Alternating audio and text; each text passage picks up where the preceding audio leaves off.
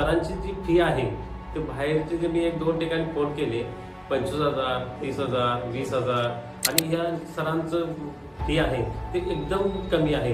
यासारखा क्लास कुठेही आपल्याला करायला मिळणार नाही. सर म्हटले होते की 2 दिवस नाही आला जमलं नाही तर तुम्हाला तुम्ही फी परत देणार नाही. ज्यामध्ये एक माणूस इतका पोटेन्शियली सांगतो आपल्याला की नाही जमलं तर देईल परत फी, असं कोणीच मार्केटमध्ये कुठेही वरून सांगत नाही.